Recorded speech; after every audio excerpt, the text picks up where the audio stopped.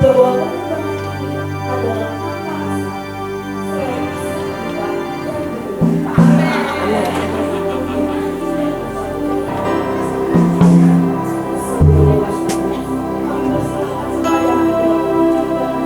Kursi dan menegakkan iman percaya Anda, menutup semua kegagalan di masa lalu dan mengunci semua roh-roh yang berusaha mengintimidasi panggilan Anda, mengencangkan sabuk kebenaran dan membuka selubung hati supaya kita bisa belajar firman dan memeluk kebenaran lebih. Atas nama Kapten Yesua Hamasia dan seluruh malaikat yang bertugas dan para pendahulu yang mensupport, mengucapkan selamat menikmati persiapan penerbangan di musim percepatan ini. Dan terima kasih atas pilihan Anda untuk terbang bersama kami. Oke, maaf pramugarinya baru latihan tadi, jadi mungkin masih grogi. Oke, saya tanya sama Tuhan, Tuhan apa ya Tuhan yang Engkau mau rindu sampaikan? Mumpung ini masih awal-awal new season. Dan kata Tuhan, bukankah pemimpinmu hari-hari ini kita semua bergerak ke arah yang namanya percepatan. Percepatan, sebentar juga gedung yang akan kita lihat dan saksikan itu adalah bangunan dengan pesawat terbang. Tapi saya mau disclaimer di awal karena ternyata ada Pak Ginting yang mungkin lebih tahu tentang semua angkatan udara. Ini semua adalah term and condition, syarat dan ketentuan basic untuk kita masuk musim percepatan. Ya, kalau nanti ada yang salah tolong saya dikoreksi Pak Ginting, karena beberapa saya akan membahas tentang pesawat, tentang gimana kita bisa menang, gimana kita bisa benar-benar mengendarai, kita benar-benar bisa memakai fasilitas percepatan yang Tuhan beri ini. Ya, jadi kita akan belajar sama-sama. Ini juga pembelajaran buat saya. Waktu Ibu belum mengumumkan soal bangunan pesawat ini, saya lagi di Sabah. Tahun lalu, akhir tahun lalu, saya lagi di Sabah, saya lagi pelayanan di sana, dan gak ada angin, gak ada hujan, saya gak lagi mikirin apa-apa, saya mimpi. Saya mimpi kita ada di sebuah gedung, sebuah komplek yang sangat besar. Di situ tuh ada 3 bangunan besar. Yang satu bentuknya kapal besar banget, yang satu bentuknya tank, yang satu bentuknya pesawat terbang besar banget. Dan saya melihat itu benar-benar bukan cuma sebuah alat atau transportasi, tapi ada orang-orang dari provinsi keluar masuk ke bangunan itu. Jadi ketika saya melihat, Tuhan ini apa ya? Saya nggak ngerti, saya nggak ngeh sama sekali. Sampai akhirnya saya dengar di Mahanaim kita mau bikin gedung, Tuhan memberikan kita mau memberikan buat kita itu sebuah gedung pesawat terbang. Terus saya cari-cari tanknya di mana ya Tuhan, kan kapal udah ada ya, bangunan ark tuh mirip kapal. Oke, terus kata Tuhan nggak usah mikirin yang itu, tapi Tuhan benar-benar mau beri untuk pasukan terdahsyat menguasai semua dimensi darat, laut dan udara, di roh, jasmani, rohani, semua, bahkan yang di bisnis semuanya Tuhan benar-benar mau beri. Dan itu skalanya benar-benar akan ada pasukan-pasukan 38 provinsi. Saya benar-benar lihat, karena saya lihat ada penari dari Kalimantan di mimpi itu, yang saya jarang banget ketemu. Lah, ini kan penari Kalimantan, ini kan penari provinsi. Ternyata Tuhan sangat-sangat exciting untuk memberikan buat kita. Amin. Nah, jadi ini beberapa term and condition, syarat dan ketentuan untuk kita masuk masa percepatan. Yang pertama, Bapak Ibu, nanti kalau kita sebenarnya kita sudah masuk, nanti sampai proses bangunan pesawat terbang itu jadi, kita sudah masuk masa percepatan hari-hari ini. Waktu kita retret juga Pak Jo berdoa, semua yang menabur, memberikan benih, mereka semua terima namanya percepatan. Amin. Jadi pastikan saudara ambil bagian sekecil apapun. Cuman saya mau memperingatkan, ketika percepatan, masa percepatan itu mulai jalan, mulai bergulir, pesawat itu mulai take off, kita gak bisa minta berhenti di tengah jalan. Gak bisa kayak naik angkot, ketok-ketok Pak, kiri Pak, gitu, turun gitu. Kalau di pesawat kita lakukan seperti itu membahayakan seluruh penumpang. Kita nggak bisa hanya karena kita lagi moodnya nggak enak dikit. Aduh, tengah-tengah kita kerjain benua, kita tengah-tengah menggendong bangsa-bangsa, kita minta berhenti. Aduh, nggak enak, aku lagi nggak mood, aku lagi belum firm, belum dapat dari Tuhan, atau apapun segala macam alasan. Ketika ini bergulir dan berjalan, jangan minta berhenti di tengah jalan. Tuhan sangat baik. Makanya Tuhan sortir akhir tahun kemarin. Tuhan bilang, engkau yang masih belum bertobat, Tuhan kasih waktu untuk bertobat. Bahkan kita minta perpanjangan sampai, saya nggak tahu ini masih ada waktu apa enggak. Perpanjangan sampai retret kemarin. Oh, sudah selesai, ternyata sudah ketok palu selesai. Jadi Bapak Ibu sadar nggak sadar, tahu nggak tahu, Bapak Ibu sudah masuk sebuah musim yang Bapak Ibu nggak bisa bilang mau berhenti atau mundur. Amin. Bilang sama sebelahnya, kamu nggak boleh mundur, nggak boleh berhenti. Bener loh ya. Jangan ada yang nanti MMGJ lagi. Nggak ada, kita nggak mau memperbesar generasi puk-puk. Tahu generasi puk-puk ya? Dikasih pedang 1 menit, dipuk-puknya 1 minggu. Itu generasi puk-puk. Harus ada orang-orang yang mempuk-puk, khususnya anak-anak muda nih. Kalau dikasih kebenaran sedikit, dikasih pedang sedikit, butuh dipuk-puk sama kojos, butuh dipuk-puk sama kakak-kakak yang mungkin pedangnya mungkin lebih tidak setajam orang-orang yang pedangnya tajam. Gak ada waktu untuk kita memilih mundur atau memilih berhenti. Hari ini mau gak mau, sadar gak sadar, kita semua sudah masuk musim percepatan. Jadi ketika ada gak sih Bapak Ibu selain mungkin helikopter atau pesawat-pesawat tertentu yang tentara, ada gak sih pesawat maskapai-maskapai besar di tengah-tengah terus minta berhenti buka pintu darurat? Ada gak sih? Gak ada. Itu membahayakan seluruh barisan pasukan. Engkau yang harusnya udah diplot pegang satu provinsi, engkau tiba-tiba ngambek. Provinsinya kasih orang lain aja, aku mau berhenti, aku capek, aku butuh puk-puk, aku butuh healing movement. Nih healing movement sekarang nih adalah healing movement yang berbeda dengan healing movement yang seharusnya. Sedikit-sedikit minta healing, sedikit-sedikit minta puk-puk. Nggak ada lagi di musim percepatan. 2, 3, 10, 100 kali lipat. Nggak sempet untuk kita minta berhenti atau minta demi kepentingan bersama, kepentingan bangsa dan negara. Embrace yourself, kita sedang masuk musim percepatan. Jadi tidak ada yang namanya berhenti di tengah jalan, gak ada yang namanya mundur. Pernah lihat pesawat atret kecok di udara? Bukan di landasan ya, di udara atret gitu, gak ada. Kita gak bisa melihat keberhasilan masa lalu. Tadi Joshua berkata greater generation, greater glorious. Gak bisa lihat kita udah pernah nuai jiwa 1 juta di Monas, kita udah pernah bikin lawatan di ini di itu, dan gak bisa. Pesawat itu lihatnya ke depan, gak lihat ke belakang. Itu kenapa makanya kaca spion tuh bentuknya kecil. Kalau kita lihat ke belakang terus, kita bisa nabrak. Kaca spion tuh ukurannya kecil, yang gede itu kaca yang di depan tuh loh. Segede-gedenya karena engkau harus fokuskan dirimu melihat apa yang Tuhan sediakan di depan. Jangan lihat keberhasilan masa lalu termasuk kegagalan masa lalu. Itu yang pertama. Term and condition ketika kita masuk musim percepatan, jangan minta berhenti, jangan minta mundur, karena itu membahayakan seluruh barisan pasukan. Yang kedua, nah ini perhatikan emosimu. Saya baca, saya cari tahu, saya pelajari dari semua kasus-kasus kecelakaan pesawat. Ternyata masalah engine, mesin, masalah cuaca, masalah komunikasi, masalah radar dan segala macam itu hanya 10-20%. The big problem itu adalah human error. Saya juga nggak tahu kenapa. Kenapa pilot itu selalu berkala harus periksa psikologi dan kesehatan. Pilot itu nggak boleh nerbangin dalam kondisi mabok, dalam kondisi stres, dalam kondisi panik, nggak boleh.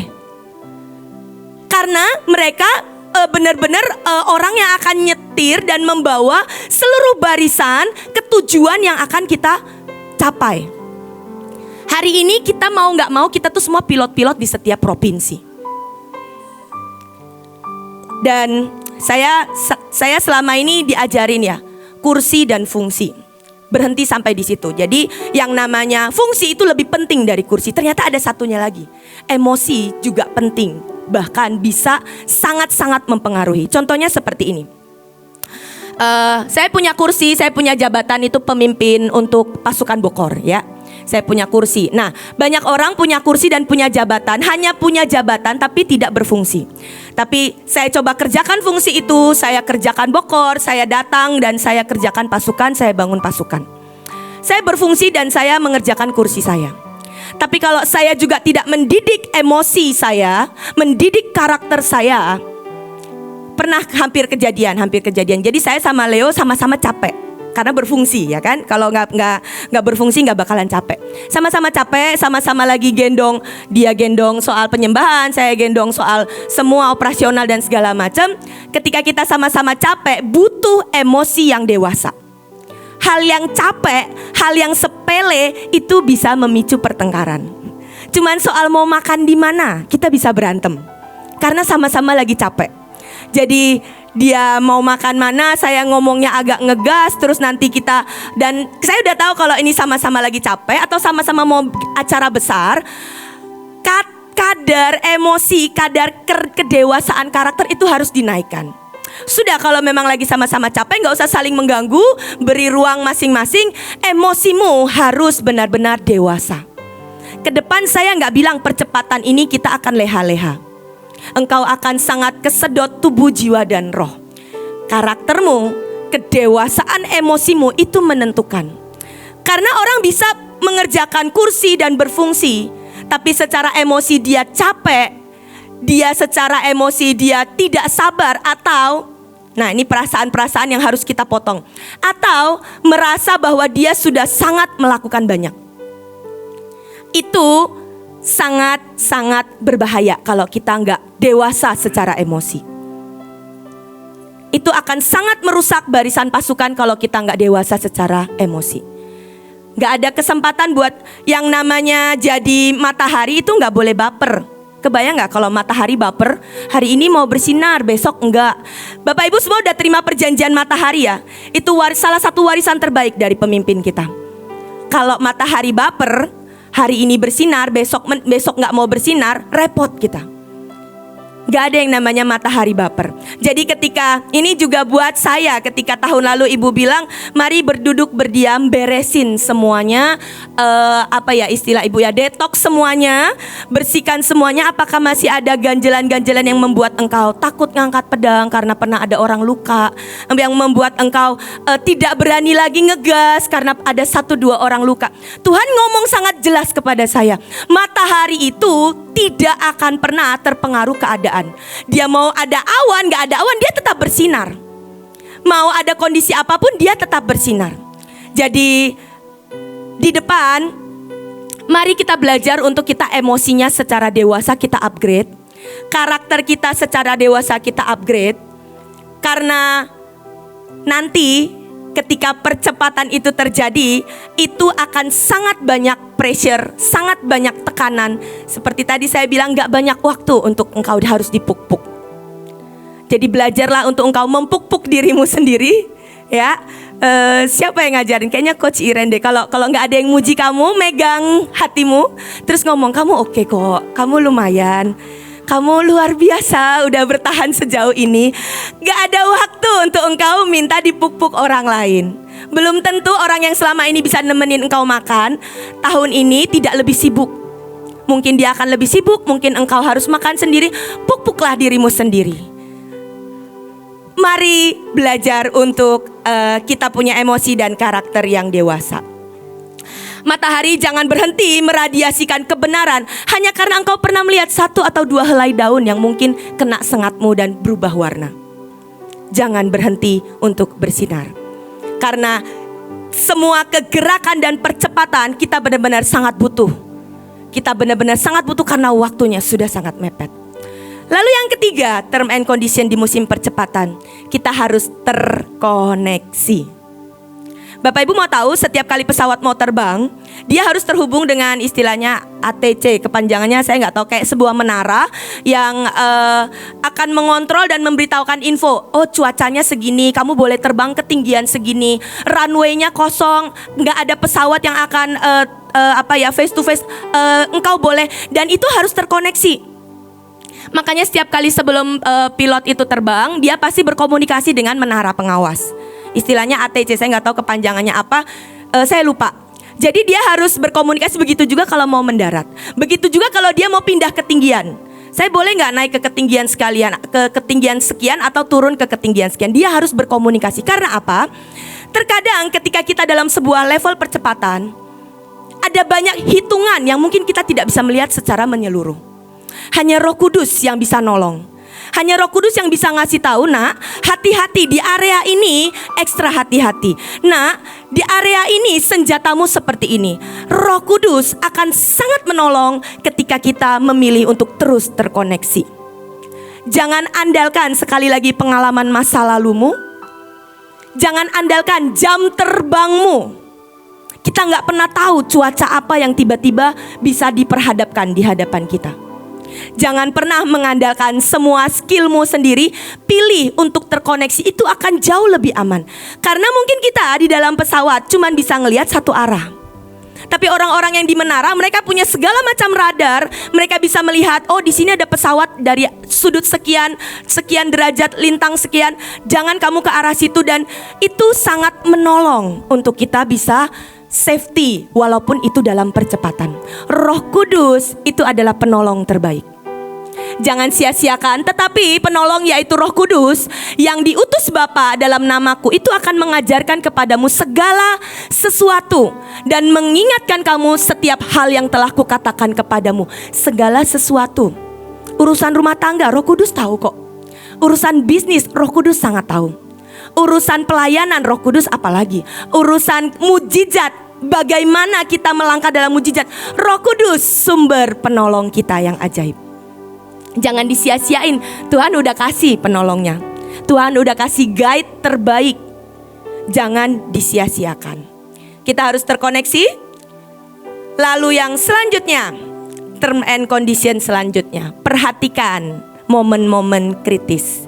Di dalam pesawat, ini sampai ada filmnya sih, ada namanya istilah critical 11. Critical 11 itu 11 menit paling berpengaruh, yaitu 3 menit setelah take off dan 8 menit sebelum landing. Kenapa itu sangat penting? Setelah take off, pesawat benar-benar sangat butuh untuk mencapai yang namanya kestabilan atau keseimbangan. Setelah take off, 3 menit itu pilot gak boleh diganggu gugat. Pilot gak boleh diajak ngobrol ketika mau take off. Makanya pramugari gak boleh ngajak ngomong pilot. Bahkan kru-kru semua harus standby on position. Pramugari sibuk ngasih penjelasan pakai sabuk pengaman yang tadi disampaikan. Karena ketika Tuhan mau bawa seseorang naik, itu kita harus benar-benar sangat fokus dengan hati Tuhan. 3 menit setelah take off dan 8 menit sebelum landing. Tapi saya ketemu datanya, kecelakaan pesawat, fatal accident waktu penerbangan itu terbesar sekitar 40% itu terjadi waktu mau landing. Dan sekitar 16% itu waktu on board mau terbang. Sisanya 6% sekian persen itu sangat jarang terjadi di tengah-tengah terbang, sudah di udara.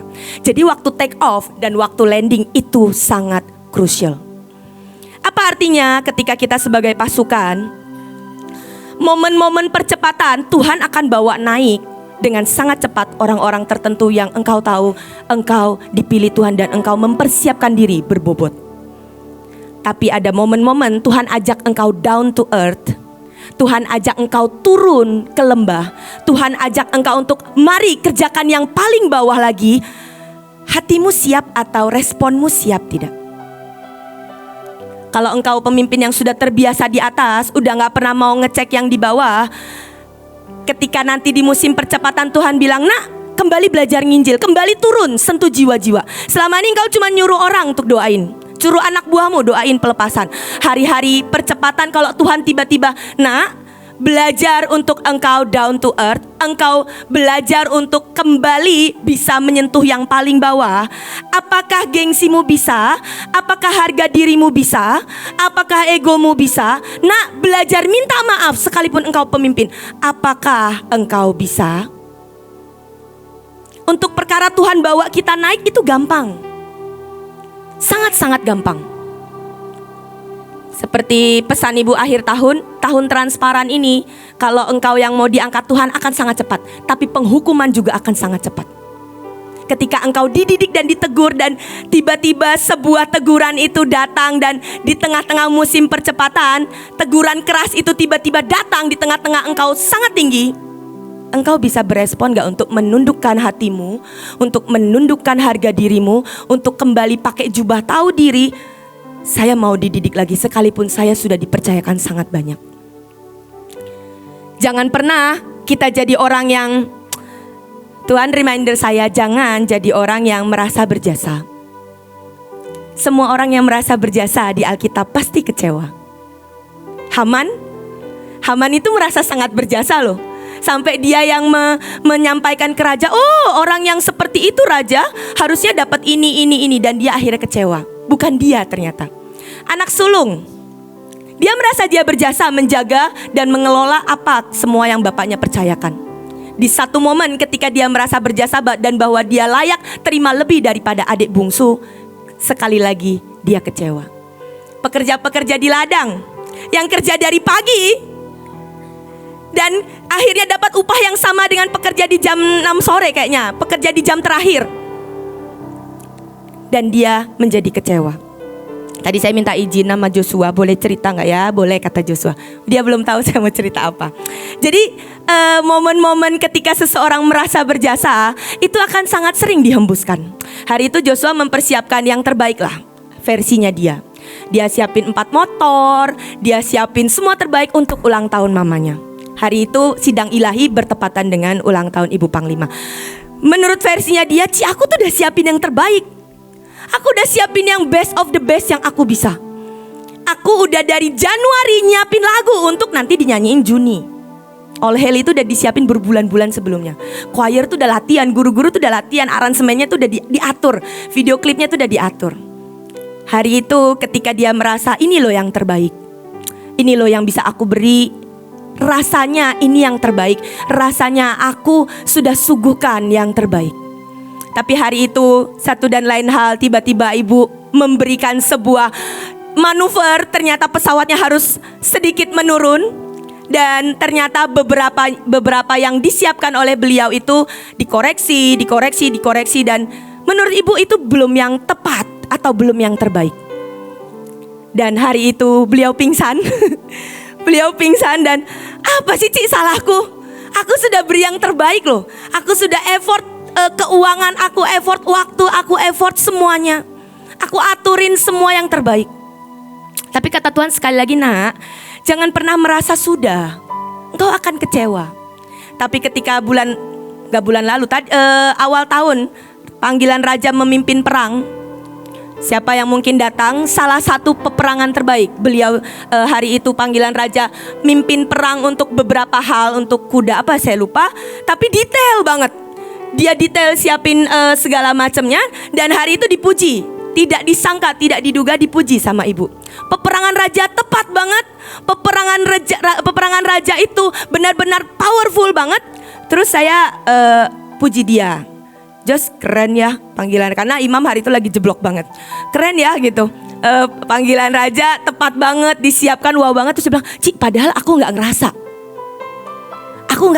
Aku kayaknya masih kurang deh, kayaknya masih gak bener deh. Ketika dia justru tidak merasa punya jasa apa-apa, tiba-tiba itu harum di hadapan Tuhan. Tiba-tiba itu menjadi sesuatu yang pas di hati Tuhan. Karena apa? Bau merasa sudah, bau merasa berjasa, bau merasa layak, merasa karena saya, itu tuh bau asing. Nanti ada poinnya selanjutnya. Bau asing yang Tuhan gak suka. Jadi ke depan Bapak Ibu boleh kerjakan sangat banyak. Pilih seperti yang engkau katakan, aku ini hanya hamba yang tidak berguna, yang melakukan apa yang Tuhanku perintahkan. Toh semua yang aku kerjakan Tuhan yang mengerjakan buat saya.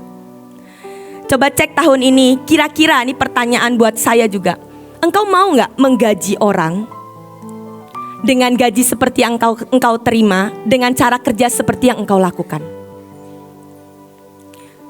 Apakah engkau cukup valuable di tengah-tengah lawatan? Mau gak seorang Lydia menggaji seorang karyawan yang kualitasnya seperti Lydia dengan PK yang Lydia terima?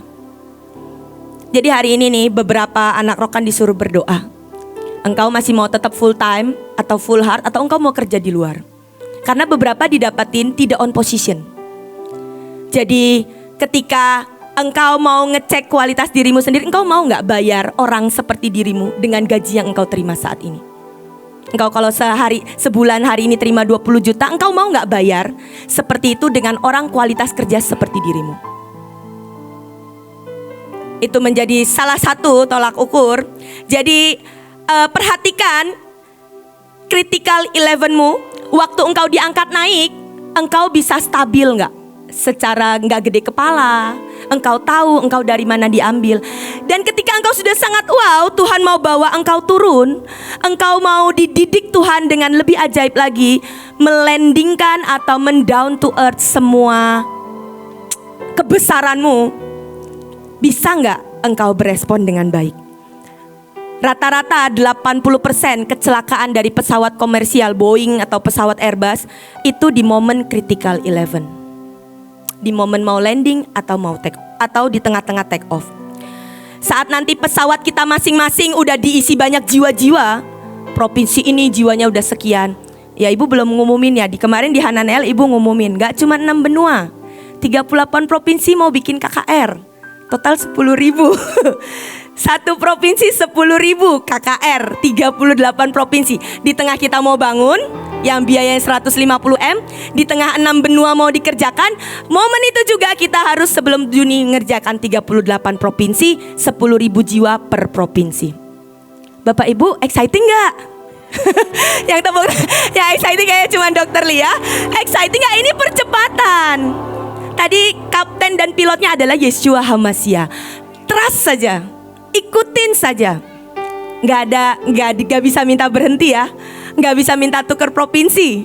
Gak bisa minta untuk mundur. Kan udah, tahun lalu kan udah ngerjain pelantikan. Gak bisa mundur. Jadi mari kita benar-benar kerjakan. Ketika kita sudah loading sangat banyak jiwa, kita gendong sangat banyak jiwa, masih bisa gak kita mengatur sikap hati? Baik itu ketika kita diangkat maupun ketika kita harus down to earth. Kehambaan itu sangat penting. Makanya salah satu pilarnya adalah hineni dan kehambaan. Buat saya itu salah satu jaminan. Kehambaan itu satu-satunya jaminan, satu-satunya cara yang benar-benar sangat berpengaruh, yang bisa jamin kita sampai garis akhir. Seberapa tinggi pun engkau diangkat, seberapa banyak benua yang kau taklukkan, seberapa banyak pasukan terdahsyat di provinsi yang mengalami keajaiban, belajar untuk tetap ngerti kapan kita harus landing, kapan kita harus down to earth, kapan kita harus merendah. Lalu selanjutnya, term and condition selanjutnya ketika kita ada di musim percepatan. Mari belajar untuk memeluk kebenaran. Di depan akan ada sangat banyak manuver. Apalagi kalau pesawat tempur, gak akan terbang dengan fine-fine saja. Bisa menukik, bisa belok, bisa puter, sangat banyak manuver. Ini kan ada 3 agenda, bangun bangunan pesawat, kerjakan 6 benua, dan ada 38 provinsi. Kalau tiba-tiba Tuhan manuver, misalnya manuver, Tuhan gak cuma mau 3 ini, Tuhan mau kita juga ngerjain tambahan demi tambahan, atau ibu bermanuver tiba-tiba misalnya PIC provinsi di switch, yang biasanya ngerjain Papua ngerjain Manado gitu, atau apapun yang terjadi tiba-tiba. Seandainya contoh, belajar untuk engkau jadi orang yang kembali selalu kepada kebenaran. Jangan kecewa kalau manuver demi manuver itu terjadi. Mahanaim pernah sih ngelakuin itu, switch pemimpin unit. Kalau nggak salah pernah ya. Jadi yang jaga menara akhir tahun lalu kita ngelakuin itu. Yang di MOG semua jaga toilet, itu manuver ya. Terus habis itu sekolah guru-guru tiba-tiba nari, itu manuver demi manuver yang terjadi. Di depan musim percepatan itu akan lebih intens terjadi. Kabar baik atau kabar buruk saya tidak tahu. Tapi yang pasti adalah embrace yourself. Kalau ada manuver demi manuver terjadi, kalau engkau pakai sabuk pengaman, pasti aman. Sabuk pengaman itu buat saya istilahnya itu seperti ikat pinggang kebenaran. Ikatkan dirimu dengan kebenaran. Apa-apa kalau engkau gak ngerti, balik lagi kepada kebenaran. Kalau provinsimu harus dikasih ke orang, balik lagi kepada kebenaran. Toh domba-domba gak pernah milik kita. Kita cuma pengelola. Kalau tiba-tiba hari ini ibu bilang, Lydia selesai ya, Bokor saya kasih misalnya ke Rolis. Ya udah, kalau saya nggak bisa bisa ngerti manuver itu, saya akan sangat-sangat riskan untuk jatuh, kecewa, marah, luka. Bokor itu dari awal gak pernah milik saya. Dipercayakan kepada saya untuk kelola, ya. Tapi manuver apapun di depan, persiapkan dirimu balik lagi kepada kebenaran. Kebenarannya adalah kita adalah pengelola. Domba-domba semua milik Tuhan.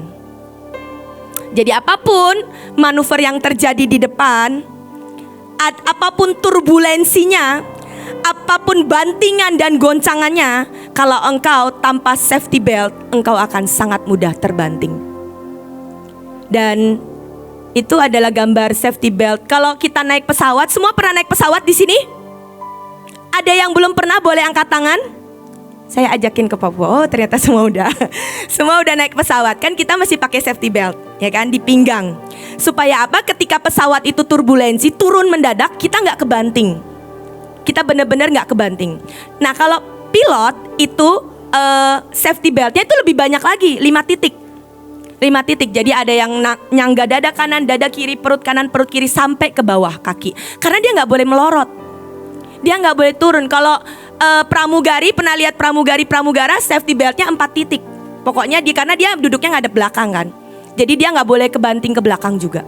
Jadi semua makin engkau tinggi, makin jabatan dan kepercayaan makin banyak, safety beltmu itu makin berlapis. Jadi kalau engkau pemimpin, baik itu level rock, level unit, engkau nggak mau peluk kebenaran, sedangkan kebenaran itu sangat menjaga engkau. Kalau engkau menolak kebenaran, engkau akan sangat riskan jatuh, sangat riskan kebanting. Saya Sabtu kemarin nonton film Plane, ya itu film nggak terlalu berbudget tinggi lah, film biasa.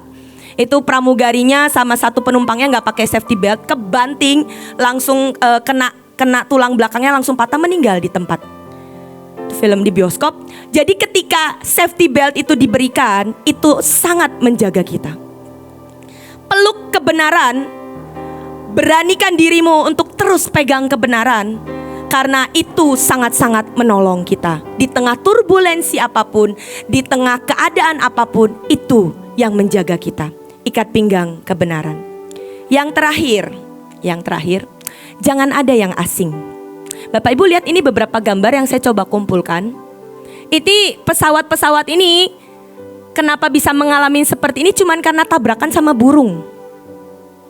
Bayangin ya, pesawat Boeing segitu gede, ketika tabrakan dengan burung atau ketemu sekelompok burung terbang, kalau itunya cuman tabrakan doang, sebenarnya nggak terlalu yang gimana-gimana banget mungkin, tapi itu ngelihatnya lumayan berbahaya. Kalau sampai masuk ke mesin, itu sangat fatal.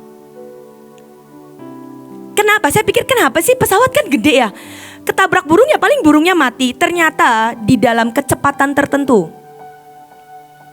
segala sesuatu yang bertabrakan itu sangat berbahaya. Ada sebuah yang saya baca di internet, tabrakan pesawat dengan burungnya mungkin cuman beratnya 3 kilo sampai 4 kilo. Burungnya cuman 3-4 kilo, tabrakan dengan pesawat dengan kecepatan 250 sampai 350 km per jam. Itu kayak peluru. Bapak Ibu tahu ya, peluru itu kalau kalian tempel-tempelin, itu bisa membunuh nggak bisa, karena kecepatannya sangat biasa. Tapi ketika itu dilesatkan dengan kecepatan yang sangat dahsyat, itu nembusin otak kok, nembusin badan, nembusin tembok bahkan. Di kecepatan tertentu, hal-hal yang asing dan sangat kecil itu berbahaya. Itu sangat berbahaya. Semua yang asing, hari-hari ini perhatikan, semua yang asing itu sangat berbahaya. Burung dengan berat mungkin 3-4 kilo ketemu pesawat kecepatan 300-400 km per jam, itu dampaknya secara fisika dihitung, itu nilainya sama seperti kejatuhan tas 100 kilo dari tinggi 15 meter. Bayangin ya, kejatuhan tas 100 kilo dari tinggi 15 meter. Sakit gak? Sakit. Bisa sampai bikin penyok gak? Sangat bisa.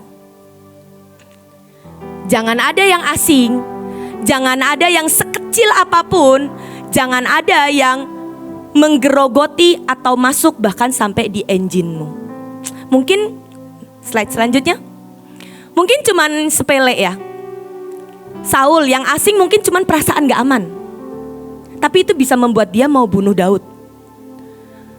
Yudas yang asing dalam dirinya adalah cuma cinta uang. Dapat 30 keping perak. Tapi itu membuat dia jadi sangat gampang menjual pemimpinnya. Yudas, Simson, yang asing di dalam hidupnya mungkin cuma kelaparan jiwa, cari pleasure.